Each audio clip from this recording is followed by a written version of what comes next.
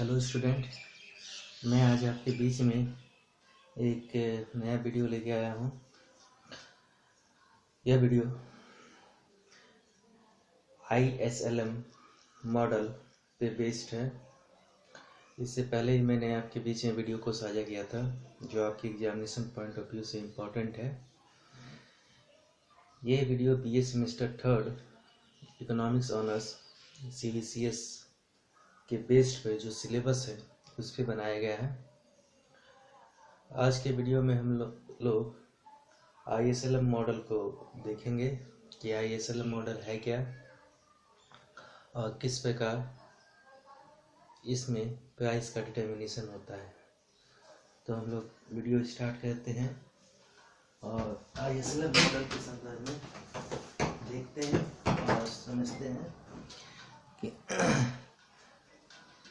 तो आज जो वीडियो हम आपको बीच में साझा करेंगे उस वीडियो के अंतर्गत हम लोग बात करेंगे ISLM मॉडल और इन्वेस्टमेंट के संदर्भ में, निवेश के संदर्भ में।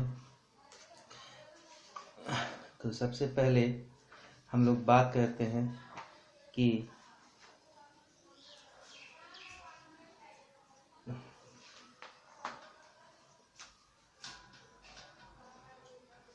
ISLM model. ISLM मॉडल पे हम लोग आज डिस्कस करेंगे कि ISLM मॉडल है क्या। ISLM मॉडल में हम लोग किस चीज़ का एनालिसिस करेंगे और हम लोग इसमें किस बात का स्टडी करते हैं, इन सभी चीज़ों को हम लोग आज इस वीडियो के माध्यम से देखेंगे और जानेंगे। तो ISLM मॉडल जो दी गई थी वह प्रोफेसर हिग्स के द्वारा दिया गया था।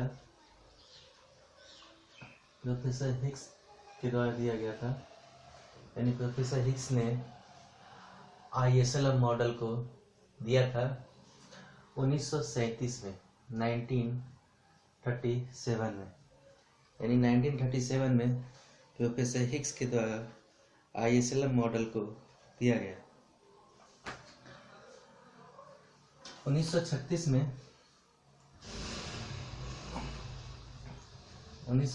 में प्रोफेसर J.M. किन्स की एक पुस्तक आई थी। Professor J.M. किन्स की एक पुस्तक आई थी। उस पुस्तक का नाम था the general theory of employment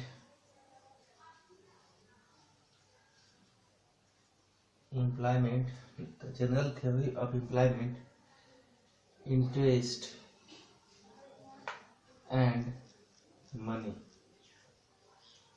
ये बहुत ही फेमस पुस्तक हुई थी जो प्रोफेसर J.M. किन्स की है, जिन्हें हम लोग इकोनॉमिक्स में लॉर्ड किन्स के नाम से जानते हैं। ये पुस्तक 1936 में प्रकाशित हुई थी। इसी के एक साल के बाद, आफ्टर 1 year, प्रोफेसर हिग्स ने, जो एक ब्रिटिश के इकोनॉमिस्ट थे, उन्होंने ISLM मॉडल को प्रोपाउंड किया और बताया। तो आइए हम लोग समझते हैं कि ISLM मॉडल में हम लोग बेसिकली किन बातों का अध्ययन करेंगे और किन बातों को जानेंगे।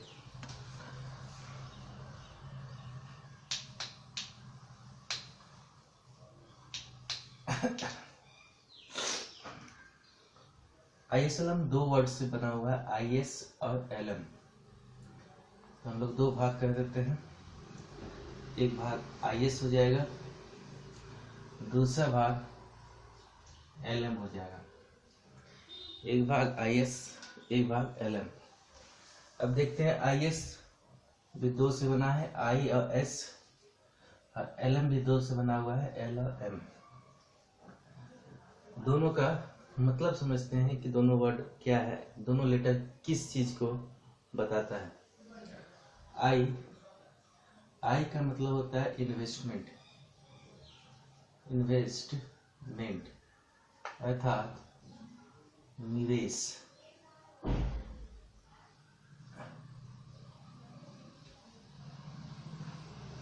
एस का मतलब होता है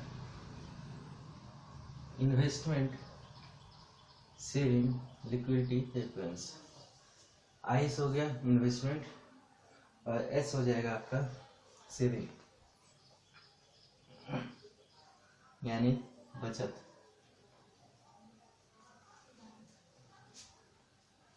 यानी आई एस में जो दो लेटर है आई और एस, उसमें आई का मतलब होता है इन्वेस्टमेंट, निवेश, एस होता है सेविंग, बचत। आई एस मॉडल हम लोग जब पढ़ते हैं तो यह गुड्स मार्केट की बात करता है, गुड्स मार्केट की बात करता है, यानी वस्तु बाजार, वस्तु बाजार की बात हम लोग आईएस मार्केट में करते हैं। और जब हम एलएम मार्केट में आते हैं तो एल का मतलब होता है लिक्विडिटी, प्रेफरेंस, यानी लिक्विडिटी को हिंदी में कहते हैं तरलता, पसंद कर सकते हैं। और एम हो जाएगा आपका मनी सप्लाई,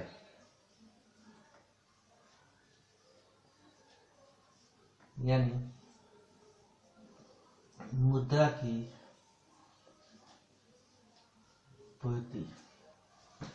यानी एलएम में एल लेटर का मतलब होता है लिक्विडिटी प्रेफरेंस और एम का होता है मनी सप्लाई अर्थात मुद्रा की पूर्ति। एलएम मनी मार्केट की बात करता है, जैसा कि हमने आईएस में देखा था कि ये गुड्स मार्केट की बात करता है। एलएम मनी मार्केट की बात करता है, एलएम मनी मार्केट की बात करता है। और इसमें इसका मतलब हो गया मुद्रा बाजार।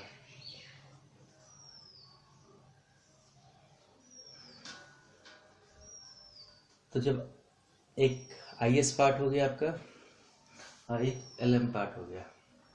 आईएस पार्ट में हम लोग इन्वेस्टमेंट सेविंग की बात करते हैं, अर्थात निवेश और बचत का क्या संबंध है, निवेश और बचत किन किन चीज़ों से प्रभावित होता है वस्तु बाजार के अंतर्गत। और एलएम में लिक्विडिटी प्रेफरेंस और मनी सप्लाई की बात करते हैं जो मनी मार्केट के अंतर्गत है, अर्थात मनी का सप्लाई और जो लिक्विडिटी की आवश्यकता जो अर्थव्यवस्था में होती है वह किन किन चीज़ों से प्रभावित होती है, ये एलएम में हम लोग यानी मनी मार्केट के अंतर्गत पढ़ते हैं। और जब आईएसएलएम की बात करते हैं तो इसमें आईएस यानी वस्तु बाजार और मुद्रा बाजार दोनों को कंबाइन कर दिया जाता है, दोनों को मिला दिया जाता है। क्योंकि जब हम इकोनॉमी की बात करते हैं, जब हम अर्थव्यवस्था की बात करते हैं तो उसमें आईएस भी होगा, एलएम भी होगा। यानी आईएसएलएम में आईएस और एलएम को कंबाइन कर देते हैं और अर्थव्यवस्था में किस प्रकार संतुलन की स्थिति उत्पन्न होती है इस चीज़ को हम लोग समझते हैं। तो हम लोग एक एक चीज़ को उठाएंगे। सबसे पहले इन्वेस्टमेंट, निवेश क्या होता है, निवेश किन किन चीज़ों से प्रभावित होता है इस चीज़ को हम लोग पहले समझते हैं। उसके बाद सेविंग, फिर लिक्विडिटी प्रेफरेंस, फिर मनी सप्लाई। उसके बाद हम लोग मॉडल पे आएंगे।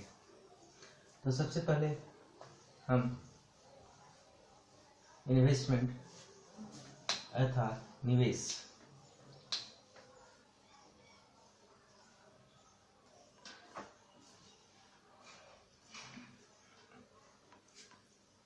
इन्वेस्टमेंट की बात हम लोग आज सबसे पहले करेंगे। इन्वेस्टमेंट अर्थात निवेश।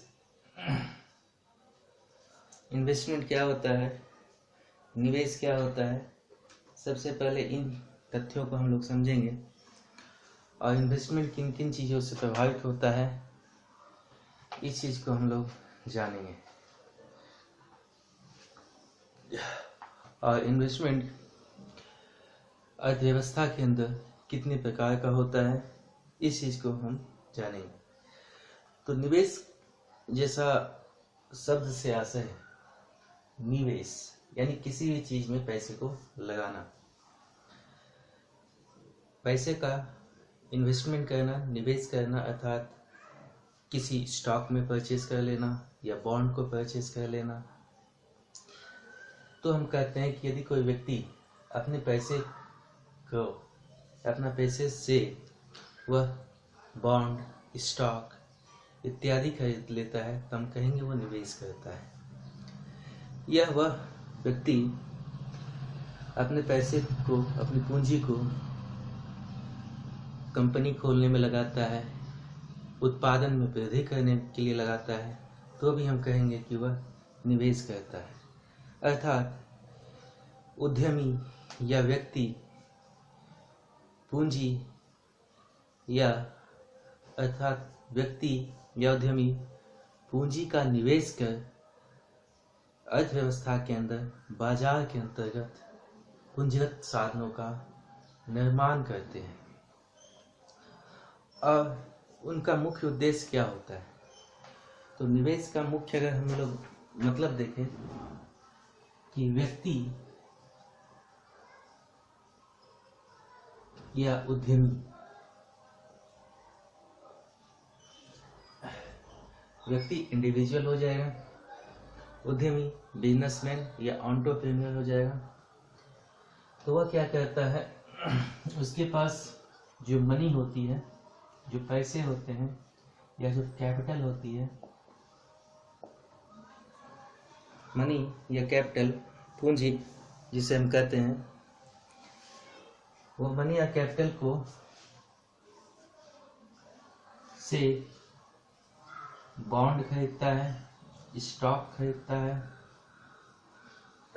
या अपने बिजनेस व्यवसाय में लगाता है, अपने बिजनेस व्यवसाय में लगाता है। व्यवसाय में वो क्या चीज़ करेगा, तो मशीन खरीदेगा, नया उद्यम लगाएगा, अपने उद्यम का विस्तार करेगा, अर्थात पूंजी को लगाकर वह पूंजीगत साधनों में विस्तार करता है। तो निवेश से आशय व्यक्ति या उद्यमी के द्वारा पूंजी का उपयोग कर पूंजीगत साधनों में वृद्धि करना।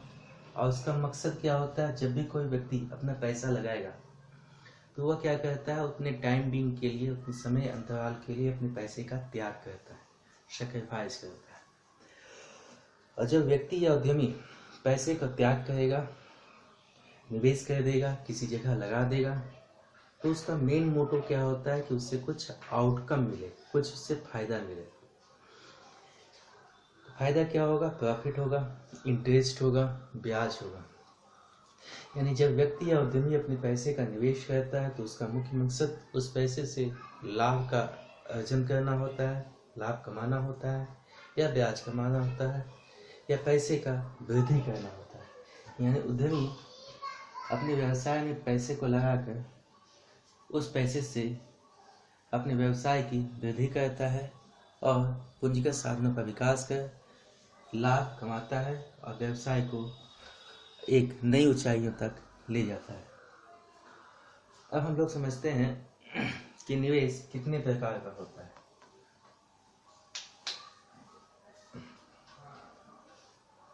निवेश कितने प्रकार का होता है, तो एक होता है ऑटोनॉमस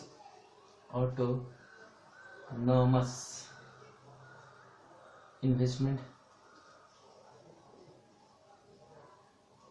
जिसको कहते हैं स्वतः निवेश। ऑटोनोमस इन्वेस्टमेंट स्वतः निवेश, एक होता है इंड्यूस्ड इन्वेस्टमेंट। इंड्यूस मतलब होता है कोई आपको इंड्यूस करता है, कोई आपको प्रेरणा देता है, कोई आपको प्रेरित करता है कि आप पैसे को निवेश करें, यानी ये हो जाएगा प्रेरित निवेश। यानी दो प्रकार का निवेश हो गया, एक स्वतः निवेश और एक किसी की प्रेरणा से या कोई आपको इंड्यूस करता है, इसके लिए आप जब निवेश करते हैं तो उसे इंड्यूस इन्वेस्टमेंट कहते हैं। अब हम लोग दोनों चीज़ को एक समझते हैं क्या होता है। सबसे पहले स्वतः निवेश, जिसको ऑटोनोमस इन्वेस्टमेंट कहते हैं, या इसको हम लोग स्वतंत्र भी कह सकते हैं। जब आदमी स्वतः है तो स्वतंत्र भी हो जाएगा, स्वतंत्र निवेश कर सकते हैं, या विनियोग कह सकते हैं।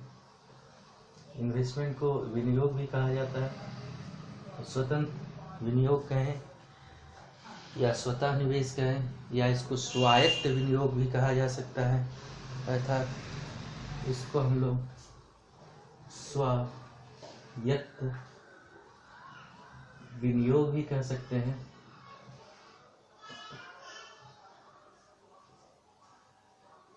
यानी ऑटोनोमस इन्वेस्टमेंट को हम लोग स्वतः निवेश, स्वतंत्र विनियोग या स्वतः निवेश या स्वायत्त निवेश या स्वायत्त विनियोग भी कह सकते हैं।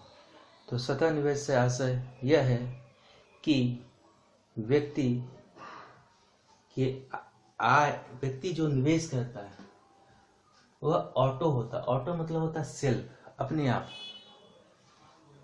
अर्थात निवेश पर व्यक्ति के आय का प्रभाव नहीं पड़ता है।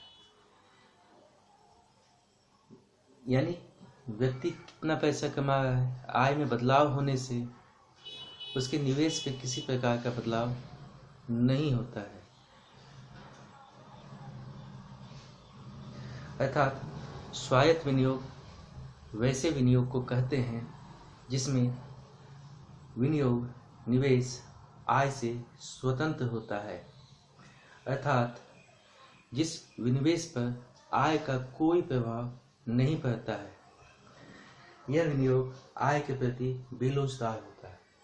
तो हम लिख सकते हैं ऐसे विनियोग में आय का प्रभाव नहीं होता है, आय का प्रभाव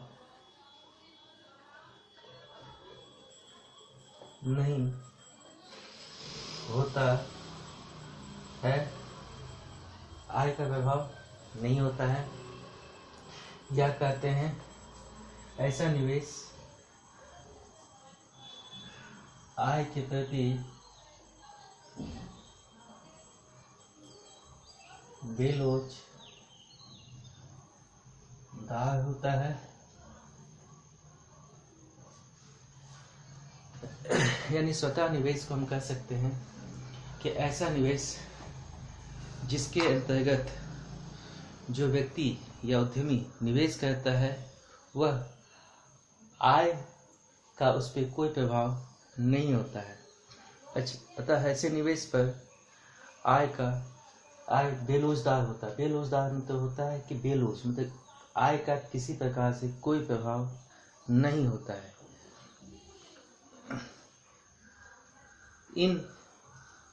इस तरह के निवेश पर अन्य चीज़ों का प्रभाव पड़ता है, जैसे जनसंख्या का प्रभाव हो सकता है पहले, या मौसम में यदि कोई बदलाव हो जाए तो प्रभाव पड़ सकता है, या व्यक्ति वृद्ध हो जाए तो प्रभाव हो सकता है, लेकिन आय का प्रभाव नहीं हो सकता है। तो प्रभाव क्या क्या चीज़ क्या पड़ सकता है? तो अगर हम देखें इसमें प्रभाव एज का, उम्र का प्रभाव हो सकता है, और जनसंख्या यानी पॉपुलेशन का प्रभाव हो सकता है,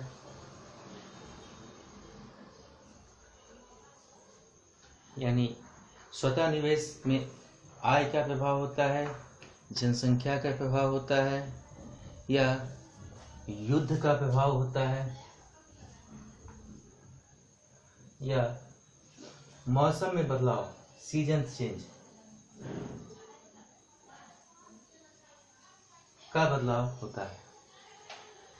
तो जब हम ऑटोनोमस इन्वेस्टमेंट की बात करते हैं, जब हम लोग ऑटोनोमस इन्वेस्टमेंट की बात करते हैं तो ऑटोनोमस इन्वेस्टमेंट के अंतर्गत हम ऐसे निवेश की बात करते हैं जो व्यक्ति के आय से स्वतंत्र होता है, जिस पे आय का कोई प्रभाव नहीं होता है, वह आय के प्रति बेलुसार होता है।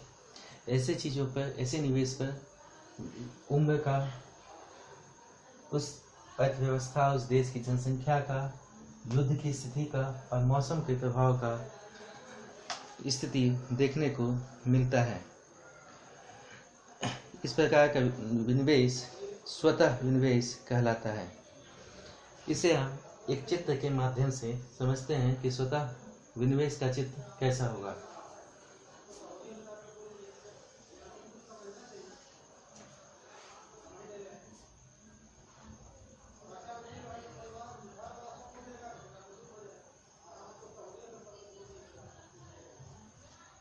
हम लोग चित्र के माध्यम से समझते हैं कि स्वतः विनिवेश का चित्र कैसा होगा। तो OX अक्ष पे हम लोग आय लेते हैं और OY अक्ष पर विनियोग लिया जाता है। OX अक्ष पे आय लेते हैं और OY अक्ष पर इन्वेस्टमेंट अर्थात निवेश लिया जाता है।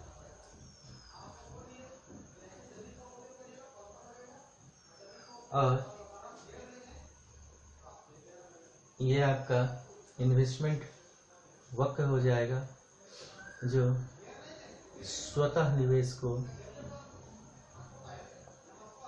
बताता है।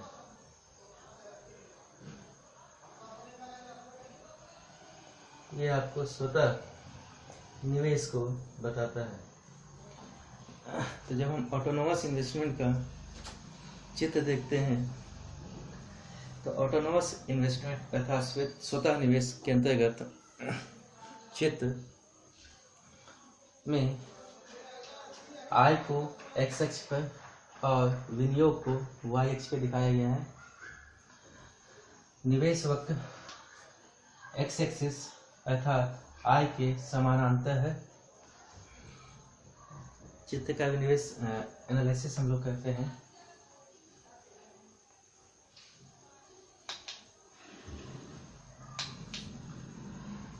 तो स्वतः निवेश में दिए गए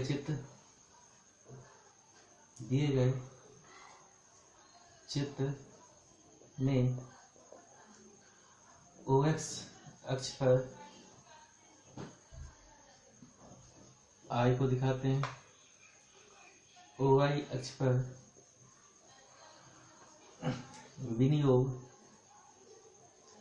या निवेश हम कह सकते हैं, इसको दिखाया गया है। और II जो स्वतः निवेश वक्र है, वह समानांतर, ये समानांतर का साइन है, पैरेलल टू OX है ना, यानी स्वतः निवेश का वक्र x एक्सिस के समानांतर है। x एक्सिस के समानांतर का मतलब है कि हम अगर 2-3 पॉइंट भी इस पे ले लें, जैसे A बिंदु, B बिंदु, C बिंदु, ये x1, x2, x3, हम समझने के लिए अलग अलग पॉइंट ले लेते हैं। इन्वेस्टमेंट वक्र पे, निवेश वक्र पे बिंदु A, बिंदु B, बिंदु C। तो देखते हैं बिंदु A पर भी निवेश हमारा OI है, जब उपभोक्ता की आय OX1, यानी OX1 आई पर OX1 आई पर भी आई एक तरफ ले लेते हैं और निवेश एक तरफ ले लेते हैं। तो OX1 जब आई होगी तो भी निवेश कितना होगा, OI होगा। क्या देखें, OX1 है आई, तो भी उपभोक्ता इस बिंदु पर निवेश करता है, यानी कुल निवेश कितना हो गया, OI हो गया, यानी कुल निवेश उसकी OI हो जाएगी। यदि उपभोक्ता की आय में वृद्धि हो जाती है, यानी X1 से X2 वृद्धि होकर OX2 हो जाती है, यानी यदि उपभोक्ता की आय OX2 हो जाती है, X1 X2 की वृद्धि होती है, तो भी निवेश OI होगा। पुनः यदि उपभोक्ता स्वतः निवेश वक्र के सी बिंदु पे आ जाता है, तो X2 X3 की इनकम में वृद्धि होगी और कुल इनकम उसकी OX3 हो जाएगी, लेकिन उस स्थिति में भी उसकी कुल निवेश OI होगी। यानी प्रत्येक स्थिति में अगर हम देखते हैं उपभोक्ता की आय में किसी भी प्रकार का बदलाव भी होता है या वृद्धि होता है, तो प्रत्येक स्थिति में उपभोक्ता का निवेश आय से स्वतंत्र होता है। आय का कोई प्रभाव निवेश पे या विनियोग पे नहीं होता है। तो स्वतः निवेश के अंतर्गत हमने ये देखा कि व्यक्ति का निवेश उसकी आय से स्वतंत्र होता है, आय का कोई प्रभाव नहीं होता है, इसमें आय बेरोजगार होता है। अब हम लोग निवेश के दूसरे टाइप में चलते हैं।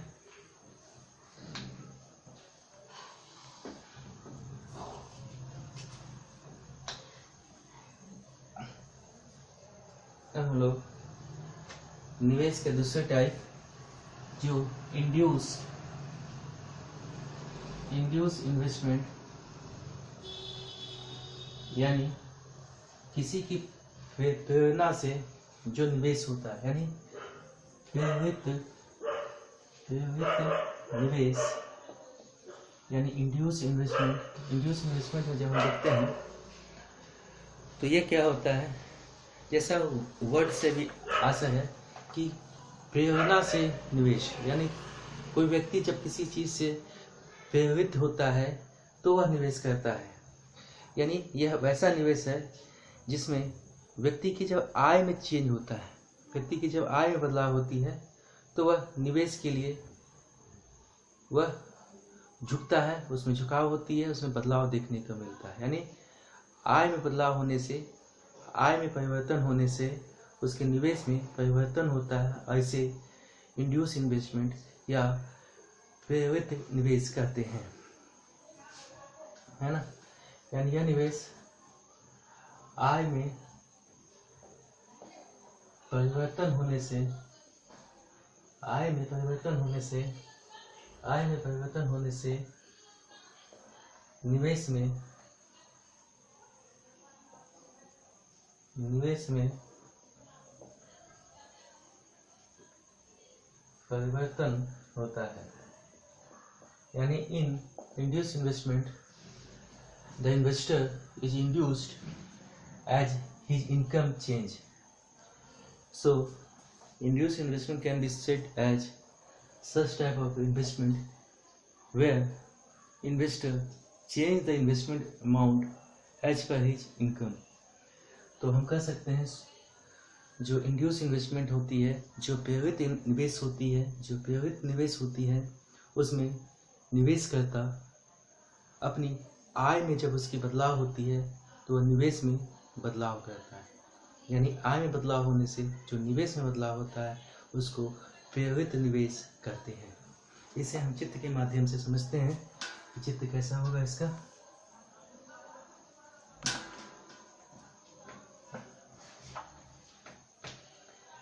तो हम चित्र इसका बनाते हैं। पुनः OX अक्ष है और एक OY अक्ष है। OX अक्ष पे हम लोग आय को लेते हैं और OY अक्ष पे हम लोग निवेश को लेते हैं या विनियोग को लेते हैं।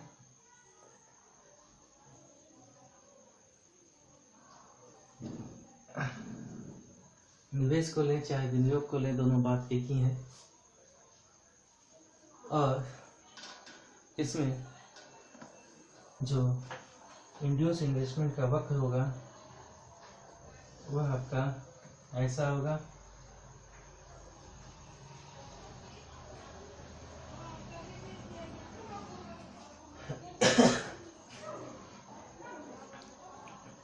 यानी इंड्यूस इन्वेस्टमेंट का वक्त, प्रेरित निवेश का वक्त ये हो जाएगा आपका इंड्यूस्ड इन्वेस्टमेंट, जिसको हिंदी में कहते हैं प्रेरित निवेश। तो इसमें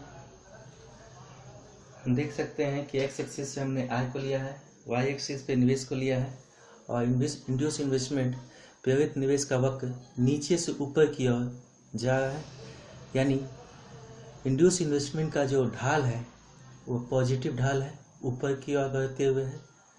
इस पे हम 2-3 पॉइंट ले लेते हैं और समझते हैं कि आय में बदलाव होने से क्या निवेश में बदलाव होता है। एक पॉइंट ये हमने लिया, एक पॉइंट हमने ये लिया, एक पॉइंट हम और ले लेते हैं ताकि कॉन्सेप्ट ज़्यादा क्लियर हो जाए। ये x1, x2, x3, a, b, c, ये x1 है, ये हो जाएगा i1 या y1 ले लेते हैं हम लोग, y1, y2 और y3। अब हम लोग यहाँ लिखते हैं दिए गए चित्र में, जो चित्र दिया हुआ है उसमें I1 ये आपका क्या है, प्रेरित निवेश वक्र है, निवेश वक्र है जो बाएं से दाएं, नीचे से ऊपर की ओर जाता है, यानी बाएं से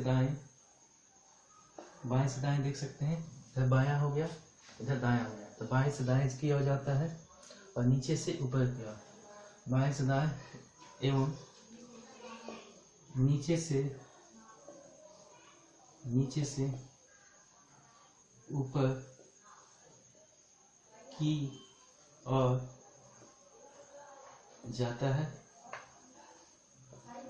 यानी इंड्यूस इन्वेस्टमेंट का जो वक्र होता है वो बाएं से दाएं, नीचे से ऊपर की ओर होता है। इसका ढाल धनात्मक होता है, जो स्लोप होता है वो क्या होता है, पॉजिटिव होता है, यानी इसका स्लोप कहें या हिंदी में इसको ढाल कहते हैं, स्लोप का ढाल पॉजिटिव होता है, धनात्मक होता है। अब इसके प्रत्येक बिंदु पे हम लोग देखते हैं क्या प्रभाव है। एक तरफ हम लोग आई बिंदु ले लेते हैं, एक तरफ पॉइंट ले लेते हैं, एक तरफ आय ले लेते हैं, एक तरफ निवेश ले लेते हैं। एक तरफ हमने पॉइंट लिया, बिंदु लिया,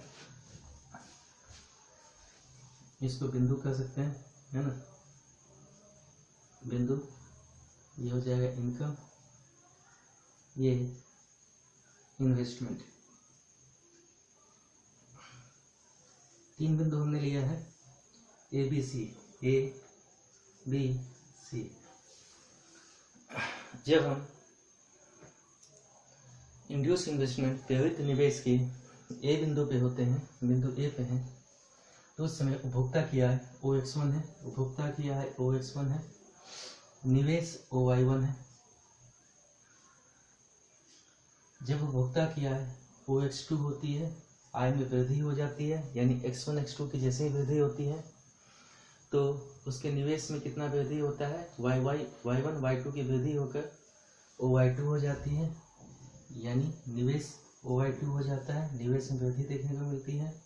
जब इनकम उसकी X2 X3 वृद्धि करती है, X2 X3 से इंक्रीज कर जाती है, यानी X2 X3 से इंक्रीज कर जाती है उसकी इनकम, आय, यानी उपभोक्ता की आय जब X2 X3 अधिक हो जाती है तो उसकी निवेश Y2 से Y3 इंक्रीज करके OY3 हो जाती है। एंड देखते हैं जैसे जैसे उपभोक्ता की आय इंक्रीज करती है, उपभोक्ता की आय जितना इंक्रीज करती है उपभोक्ता अपना निवेश में भी इंक्रीज करता है। यानी इंड्यूस इन्वेस्टमेंट में क्लियर है कि उपभोक्ता या निवेशकर्ता, व्यवसायी या उद्यमी जिस प्रकार उसकी आय में बदलाव होती है, आय इंक्रीज करती है, इनकम इंक्रीज करती है, वह निवेश के प्रति आकर्षित होता है, प्रेरित होता है, इंड्यूस होता है। तो induce investment is such type of investment in which investor is induced as per his change in income. अब हम लोग ये चीज़ समझ गए कि इन्वेस्टमेंट क्या है, इन्वेस्टमेंट के टाइप क्या है। अब हम लोग आते हैं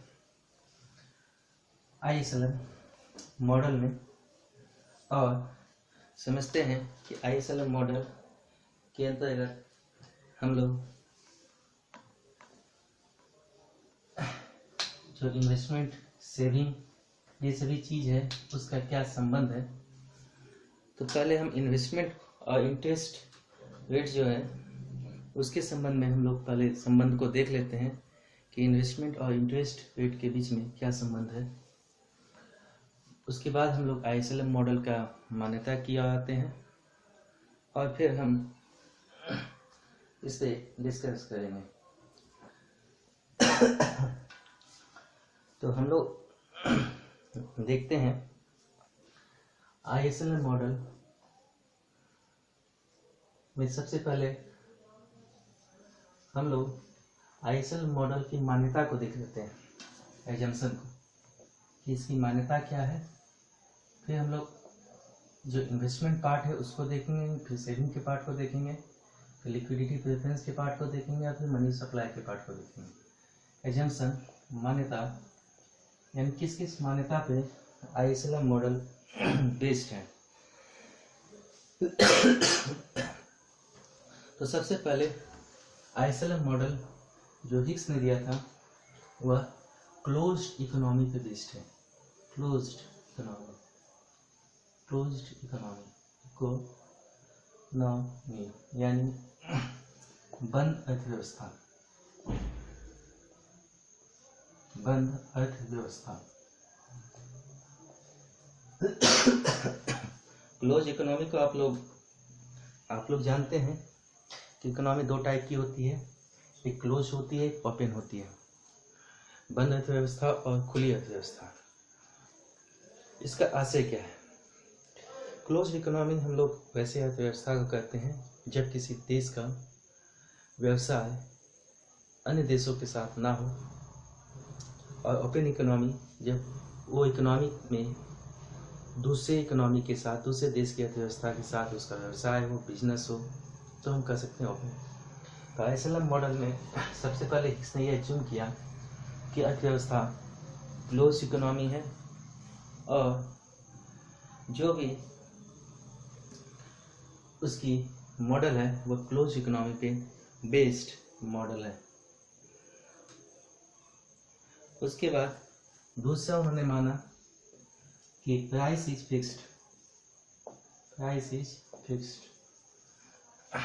यानी वस्तु की कीमत स्थिर है, वस्तु की कीमत स्थिर है। फिक्स ने यह अज्यूम किया कि वस्तु की कीमत में किसी प्रकार का कोई बदलाव नहीं होता है, यानी जब वस्तु की कीमत में बदलाव नहीं होगा तो अर्थव्यवस्था में नो इन्फ्लेशन होगा। यानी तीसरा चीज हम लिख सकते हैं, वस्तु की कीमत में बदलाव नहीं होगा तो नो इन्फ्लेशन, यानी मुद्रास्फीति अर्थव्यवस्था में नहीं है, मुद्रास्फीति नहीं है ना, नहीं होती है। ठीक है, तो हिग्स ने माना कि अर्थव्यवस्था क्लोज है, वस्तु की कीमत स्थिर है, और वस्तु की कीमत स्थिर है इसलिए अर्थव्यवस्था में किसी प्रकार की मुद्रास्फीति नहीं होती है, और मुद्रास्फीति नहीं होगी तो वस्तु का कीमत नहीं वृद्धि करेगा, वस्तु स्थिर रहेगी। चौथा उन्होंने माना कि जो भी कंपनी है, जो भी फर्म है, वह इस फिक्स प्राइस पे, इस स्थिर कीमत पर एक वस्तु की कितनों ही मात्रा को सप्लाई करने के लिए तैयार है। यानी firms are ready to supply at fixed price, at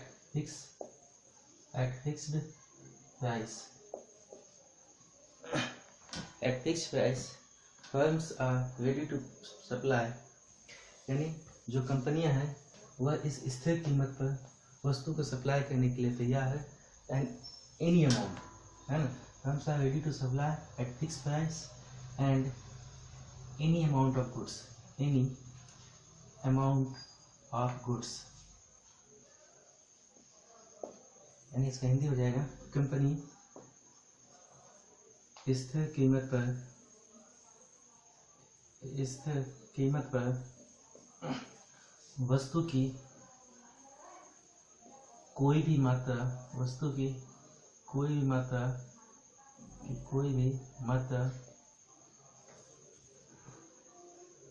पूर्ति के लिए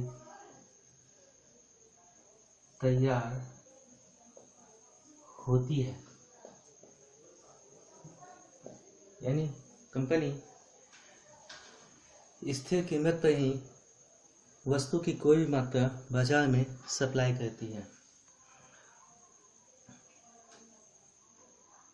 उसके बाद जितनी भी कंपनियां हैं वह एक ही प्रकार की वस्तु का उत्पादन करती है, यानी प्रत्येक फर्म प्रोड्यूसेस सेम गुड्स। पांचवा क्या हो जाएगा, ऑल फर्म्स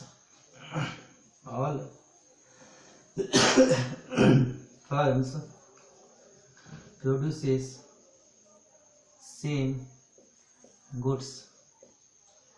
सभी फर्म में समान वस्तु का उत्पादन करती है,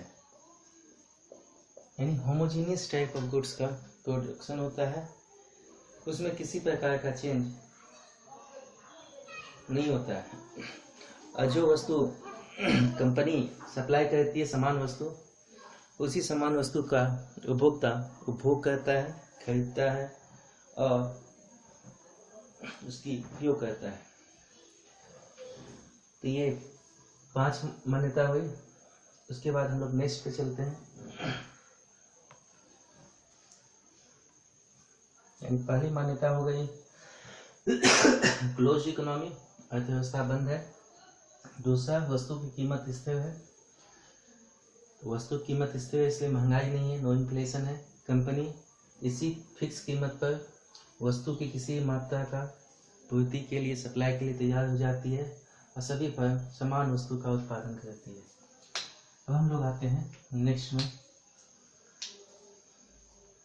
तो हिग्स का जो एनालिसिस है वो शॉर्ट रन इकोनॉमी के लिए, अल्पकालीन अर्थव्यवस्था के लिए, शॉर्ट रन इकोनॉमी,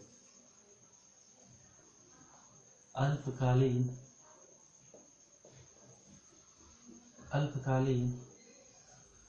अर्थव्यवस्था। जितनी भी एनालिसिस हिग्स की ISLM मॉडल के अंतर्गत बेस्ड है, उसमें शॉर्ट टर्म इकोनॉमी को लेके चला गया है कि अर्थव्यवस्था में हम लोग अल्पकालीन अर्थव्यवस्था को लेकर इसकी विश्लेषण करते हैं। इसमें किसी प्रकार का लॉन्ग टर्म एनालिसिस, उसकी एजम्पशन, उसका विश्लेषण नहीं दिया हुआ है। उसके बाद इसकी नेक्स्ट जो एजम्पशन है वो यह है कि फाइनेंशियल मार्केट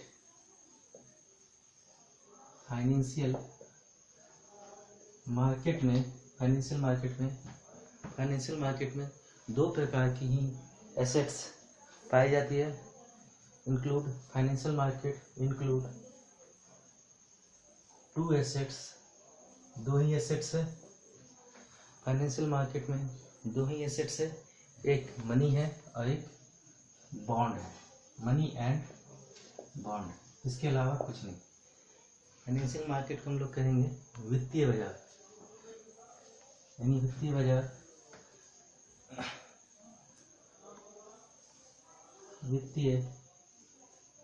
बाजार में मनी एवं बॉन्ड दो एसेट्स को संपत्ति कह सकते हैं, दो संपत्ति है, यानी दो ही एसेट्स का यूज इसमें किया गया है। उसके बाद ये जो बॉन्ड है वो बॉन्ड का इश्यू गवर्नमेंट करती है ना। Bond are issued by the government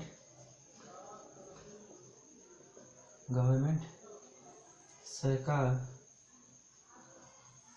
bond को निर्गत करती है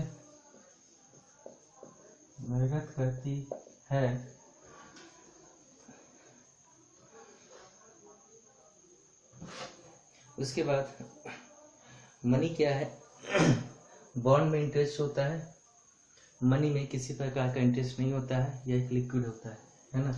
money is liquidated assets, money क्या होता है, मनी इज लिक्विड एसेट्स। मुद्रा तरल संपत्ति है ना। तो नेक्स्ट इसका हो जाएगा मुद्रा तरल संपत्ति है,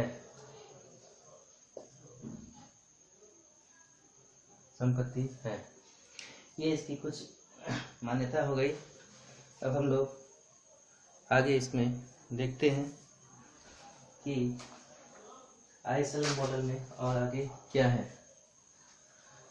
तो हमने अभी तक देखा ISLM मॉडल की मान्यता को देख लिया। अब हम आगे ISLM मॉडल में चलते हैं और नेक्स्ट इसका पार्ट को हम लोग देखते हैं। यानी हिग्स ने अपनी ISLM मॉडल ये मुख्य मान्यताओं पे दिया है। अब हम लोग आते हैं IS पार्ट को। IS पार्ट में जिसमें पहला आते हैं इन्वेस्टमेंट पार्ट में। सबसे पहले इन्वेस्टमेंट में आता है, इन्वेस्टमेंट। तो IS पार्ट किस चीज़ का विश्लेषण करता है, तो गुड्स मार्केट का विश्लेषण करता है, गुड्स मार्केट का एनालिसिस करता है, वस्तु बाजार। तो वस्तु बाजार में निवेश किस प्रकार से प्रभावित होता है, इस चीज़ को हम लोग देखते हैं और समझते हैं कि IS पार्ट में जो हम लोग देखना है उसमें वस्तु बाजार में निवेश किन किन चीज़ों से प्रभावित होता है। तो इसमें हम लोग चित्र बनाते हैं।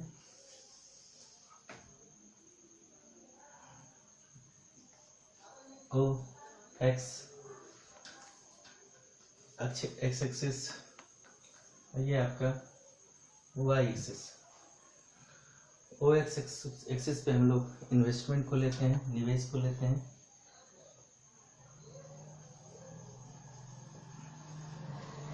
OX एक्सिस में निवेश को लेते हैं और Y एक्सिस पे हम लोग इंटरेस्ट रेट को लेते हैं, यानी ब्याज की दर को लेते हैं। हम जानते हैं कि कोई बिजनेसमैन वस्तु बाजार के अंतर्गत वस्तु का उत्पादन होता है, वस्तु एवं सेवाओं का उत्पादन होता है। कोई भी निवेश करता, कोई भी उत्पादन करता वस्तु बाजार के अंतर्गत निवेश कब करेगा, जब ब्याज की दर कम होगी। क्योंकि अगर ब्याज की दर अत्यधिक होगी तो वह जब बैंक से लोन लेगा तो उसे अत्यधिक ब्याज चुकाना पड़ेगा मूलधन के साथ। यानी जब कोई भी लोन लेता है, लोन जब भी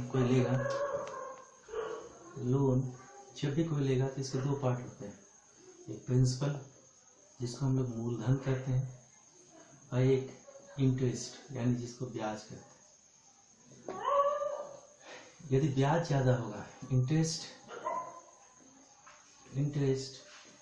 ज़्यादा होगा तो हमें ब्याज ज़्यादा चुकाना पड़ेगा, तो निवेश कम हो जाएगा। इंटरेस्ट ज़्यादा होने पे इन्वेस्टमेंट कम हो जाएगा।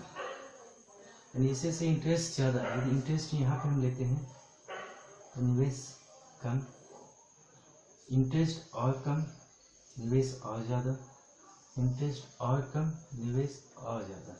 यानी वस्तु बाजार के अंतर्गत जैसे जैसे बैंक में इंटरेस्ट रेट में कमी आती है, निवेशकर्ता बाजार से अत्यधिक लोन लेकर निवेश करता है और अपने व्यवसाय में वृद्धि करता है।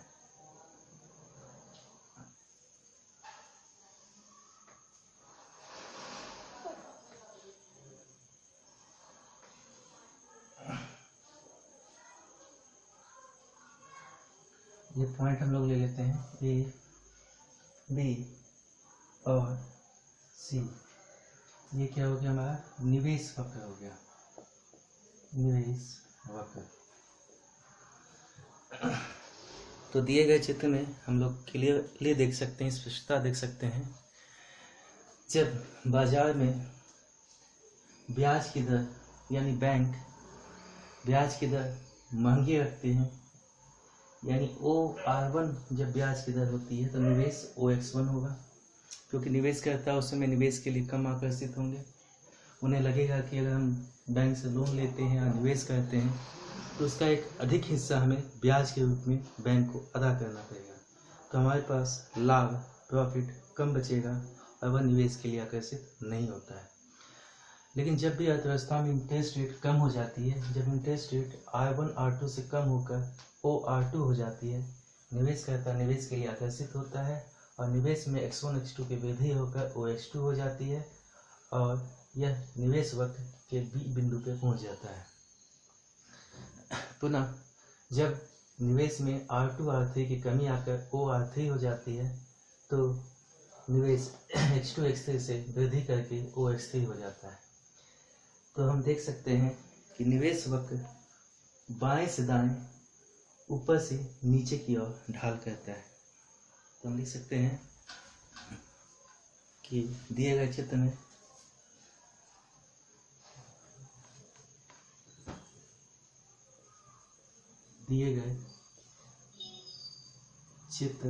में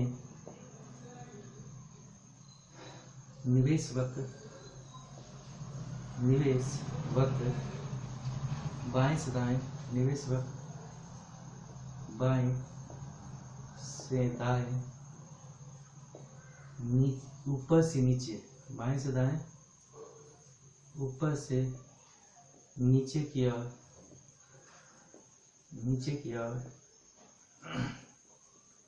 गिरता है।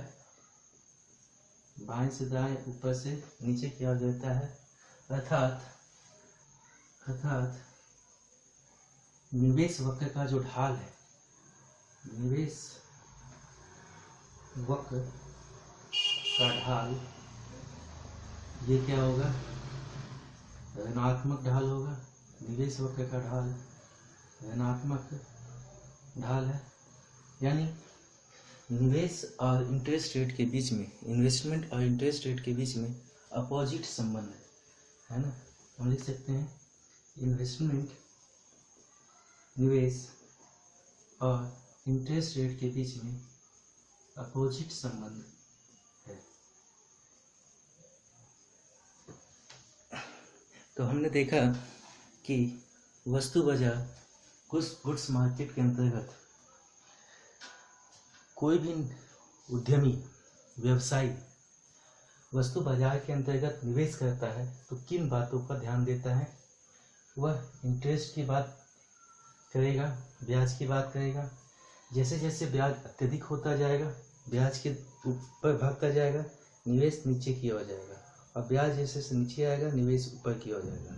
ब्याज और भी नीचे आएगा, निवेश और भी ऊपर होता जाएगा। यानी वस्तु बाजार के अंतर्गत उद्यमी व्यवसायिकता ब्याज की दर में कमी होने से वह निवेश के लिए आकर्षित होता है और वह अत्यधिक निवेश बाजार में करता है, और अत्यधिक निवेश करने के पश्चात वस्तु बाजार के अंतर्गत वस्तु के उत्पादन में वृद्धि होती है, और वस्तु के उत्पादन में वृद्धि होने से वस्तु की पूर्ति में वृद्धि देखने को मिलती है।